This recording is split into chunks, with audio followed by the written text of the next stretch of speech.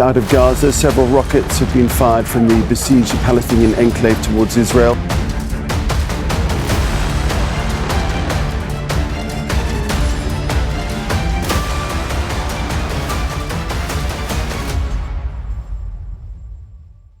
Hello and welcome. You're watching Oneindia News and my name is Pankaj Mishra. Today we are discussing a very crucial matter which has not just made global headlines but also raised a lot of concern as far as the safety security is concerned, as far as geopolitics is concerned, and needless to say, in times of conflicts, how does one navigate and find the way out so that humanity at least thanks us? Well, to discuss what transpired or what is transpiring as we speak between Israel and Palestine, I'm joined by Lt Col Avital Leibovich. She is director of ACJ Israel and former IDF spokesperson too. Thank you so much, Lt Col Leibovich, for speaking to us. First things first, your point of view, what has transpired so far? Gaza fires thousands of rockets at Israel and the retaliation has happened. What is transpiring as of now? So I was woken up today, 6:30 in the morning, and today is a holiday in Israel, but also it's the holiest day of the week, Saturday, Shabbat. I was woken up by explosions, noises of explosions. And now, 6 hours later, I can inform you and your viewers that more than 3,500 rockets have been fired from Gaza by Hamas militants into Israel, killing more than 22 Israelis, wounding more than 550 Israelis. Additionally, Hamas also invaded Israel from the air using paragliders, from the sea using boats, and from the land using vehicles, breaching the border fence between Gaza and Israel. And right now, as we speak, there's still rocket fire going on, and there are still at least 7 Israeli communities with massive presence of Hamas militants on the ground, trying to murder people in their homes, children, women, elderly, and or kidnap them back into Gaza. So a few hours ago, the Israeli Prime Minister declared this situation as a war. This is something that Israel has never seen in the past, not in this extent, not in this brutality and cruelty.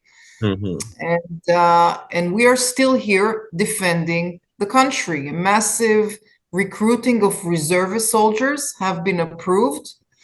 And this is far from being over at this point of time. Absolutely. So, Lieutenant Colonel, do you believe that now it has been announced from the Israeli side that there would be consequences, and we are seeing it also? Do you think the repercussions are going to last longer? What is anticipated as of now? And will the situation escalate too? Well, the reason I use the term war in opposed to operation, I think it's already an indication to the extent that Israel is willing to go in order to protect itself. Now, as you know, in previous operations in Gaza, that lasted a few days, maybe a few weeks, but they were very limited. Now we are in a totally different situation. And the change here will also have repercussions on the ground itself. Right now, the Israeli cabinet is meeting. The army commanders, the secret services commanders, they're all presenting their recommendations to the prime minister. And I assume that shortly we will see the outcome of these recommendations. I also want to say that there are numerous cyber attacks on Israel, which is also another arena that Israel is fighting with for many years, but right now it's even more acute. And also, there are concerns of possibilities of Israelis who were abducted to Gaza and are held in Gaza. And this is, again, something that Israel has not been in such a severe situation in the past. Definitely, we will see a harsh reaction. As for the rest of the country, maybe other fronts will join or not. I can share with you and the viewers that an hour ago, the mosques in Eastern Jerusalem actually announced some kind of request for the people to go outside and participate. We've seen Palestinian cities where sweets were distributed in the streets, and we've seen that in Lebanon as well. Israel has sent strong messages through UNIFIL. This is the UN organization stationed in Lebanon, in order to try and prevent further escalation in other fronts. I'm hopeful that it will not escalate, but the next couple of hours will indicate which direction we're heading. Absolutely. For Prime Minister Netanyahu, too, the task is pretty much cut out. And we have seen in the past also how he has maintained a very firm stand as far as this particular issue is concerned. The clashes and conflict with Palestine, especially Hamas there. Lieutenant Colonel, when we talk about the historical deeds or misdeeds, in your opinion, the formation of Israel, I mean, this conflict has been there for such a long time.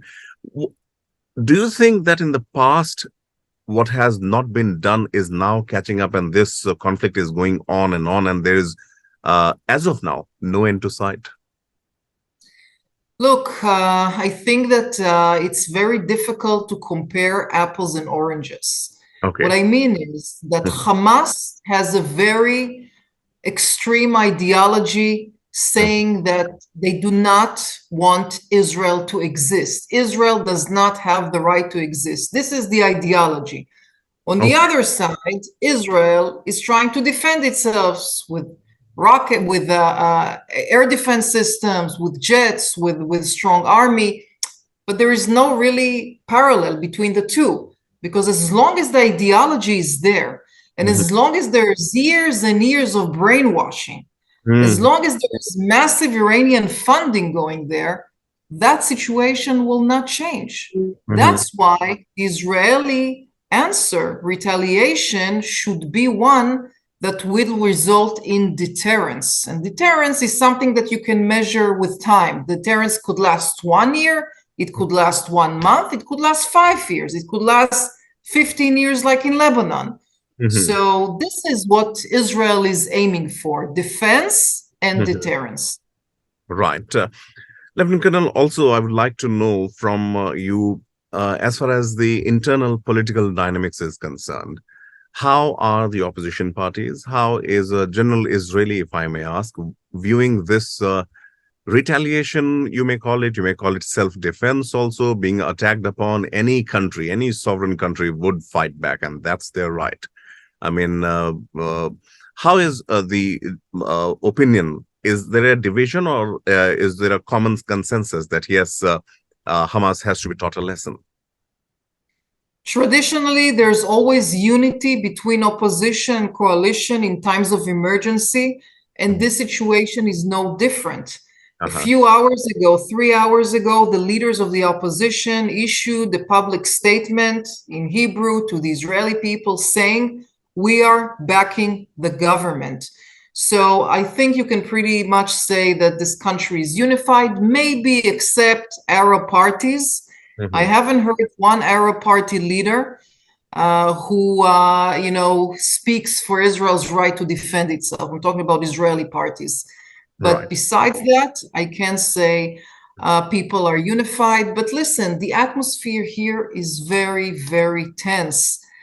Everybody's locked up in their homes, including me and my family.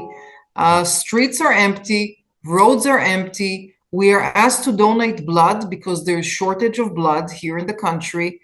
And everybody's concerned because they have a relative living somewhere in the area or a child in the army. So the overall atmosphere here is a very, very terrifying one, I would say. Indeed. One final question, Lieutenant Colonel, before I let you go.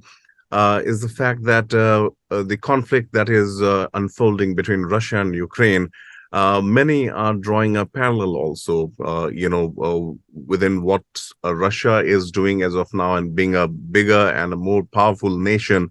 The same parallel at times is being drawn between Israel and Palestine too.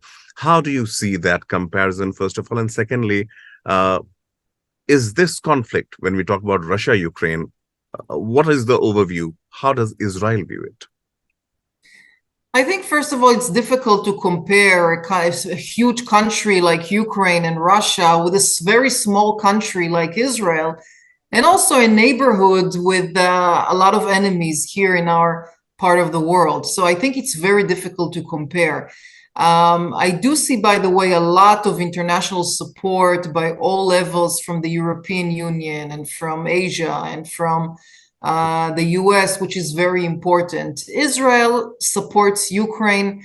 Israel has actually absorbed 80,000 immigrants from the war between Ukraine and Russia in the last year. 30,000 of them are from Russia, by the way. The rest are from Ukraine. Israel has gave numerous kinds of assistance to Ukraine, whether it's water, field hospital, ambulances, different kinds of aids, evacuation options, and so on. But Russia is also on Israel's border. I'd like to remind the viewers, Russia is present in Syria. Syria is on Israel's border. And Israel needs to maintain an open line in terms of communicating with Russia because it's on the border here. Lieutenant Colonel Avital Leibovich, thank you so much for speaking to us. And our prayers are with Israel, with you and your family members, and the jobs that you have at hand. We wish you all the very best for the same. Thank you so much for speaking. Thank you very much, and I appreciate your support and kind words. Thank you. Much appreciated. Thank you.